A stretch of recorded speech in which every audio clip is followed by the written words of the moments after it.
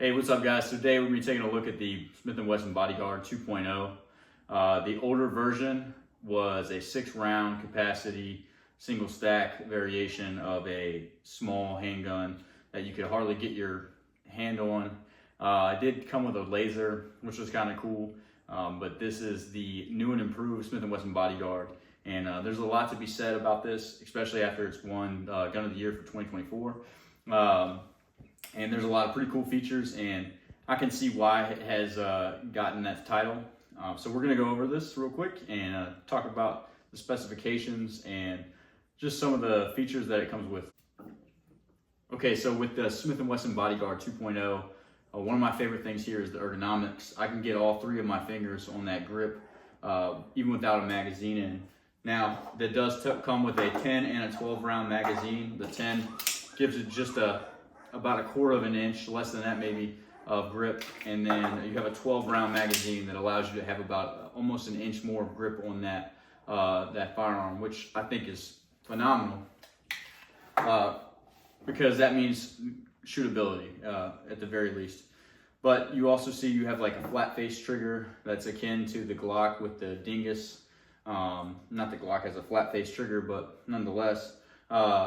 It also, this variety has the thumb safety.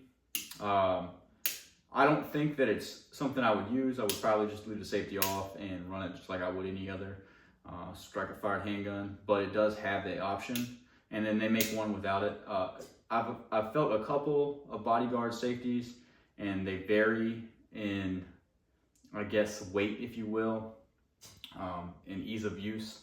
This one seems to be pretty easy. Again, not that I would use it too much. One thing that's pretty easy to notice too on the Bodyguard 2.0 is that it has good slide serrations on the both front and back, and I don't think it's too awful to slide that slide back. There's not too much resistance there. The guide rod does seem to stick out just a little past the barrel, which is a little odd. It just makes it look weird.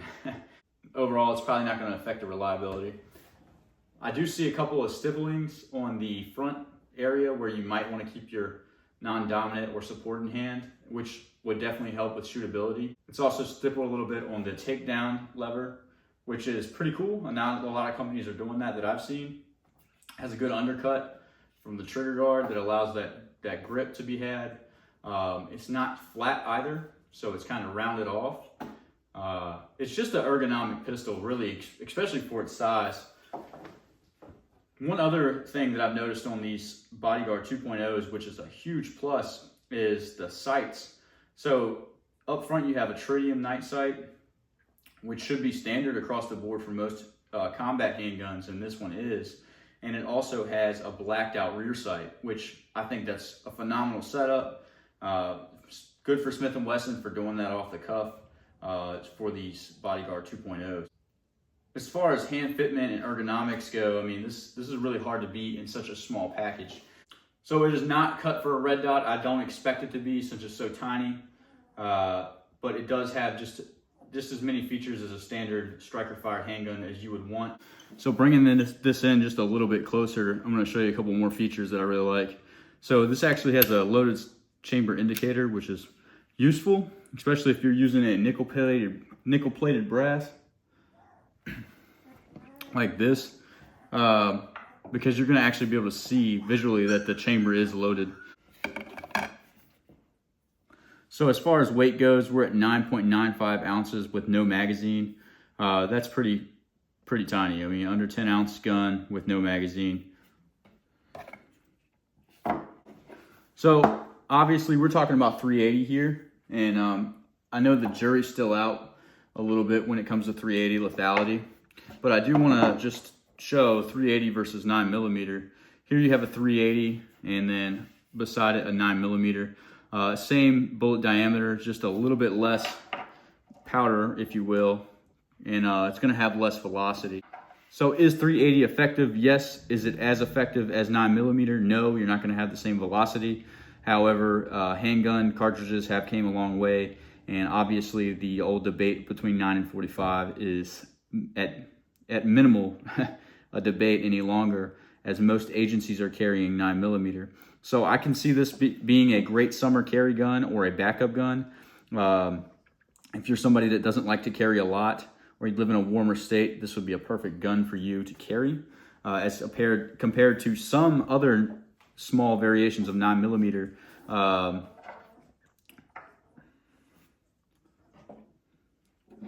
For instance, this is the Glock 43 here, and you can see the Glock 43 versus the Smith & Wesson Bodyguard. That's a tremendous difference. Even the Glock 42 doesn't really stack up to the Smith & Wesson Bodyguard, as the Glock 42, the 380 version of the Glock, is only 6 rounds.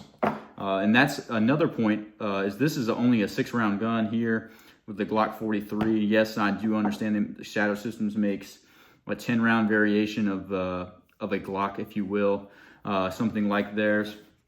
However, we're still talking about a magazine.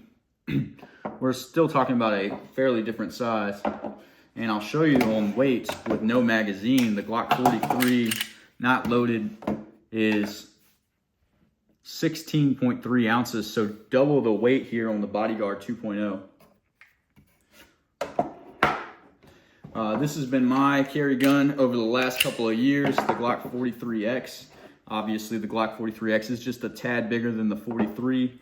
It carries 10 rounds, and its size comparison is extremely different here.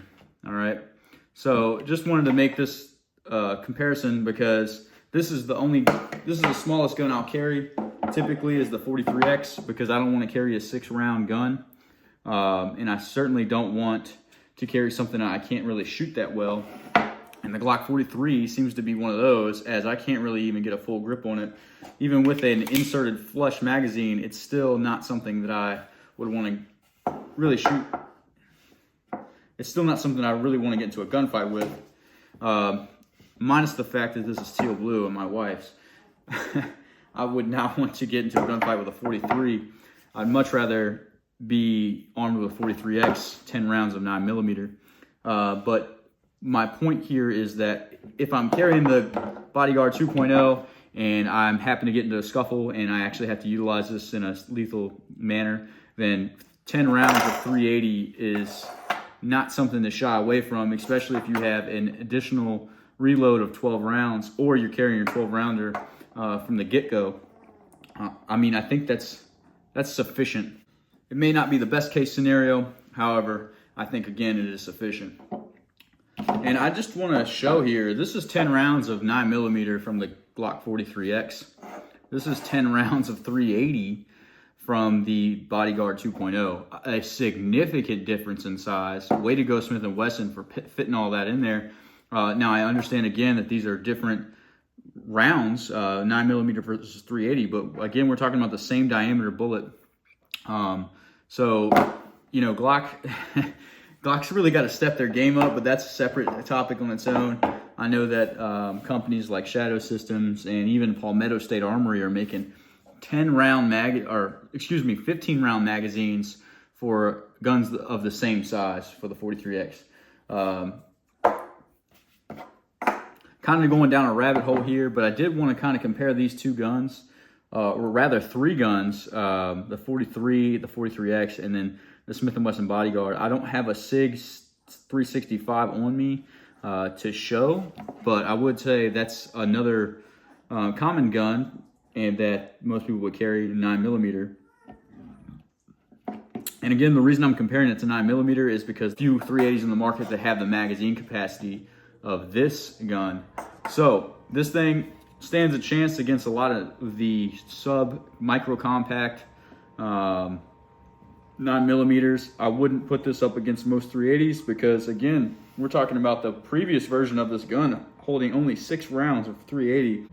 6 rounds of 380 is a compromise, especially to most 9mm handguns. So yeah, I would absolutely carry this in lieu of a 43, and I would probably carry this in lieu of a 43X, especially in the summertime, or even this as a backup gun. I don't think there would be a better choice on the market right now. So as soon as I can get some time to take this thing to a range where I can actually film, I'll get a video of me shooting this and give you my thoughts and my opinions. So I am making a holster for the Bodyguard 2.0. This is an inside waistband. has the steel DCC monoblock clips and a claw, so it helps you conceal it just a little bit better, although it's really concealable as is. This one has a sweat guard, and it does allow you to change the cant of the carry style if that's what you'd like to do. Something else to be on the lookout for, I'm probably going to release a pocket holster for this, Bodyguard 2.0 and Kydex. So keep watch on Instagram, Facebook, and check out my website. If you're looking for a holster for your Bodyguard 2.0, check the link in the description, go to the site and choose what you'd like, and I'll ship it out to you as quickly as I can. Thank you for watching.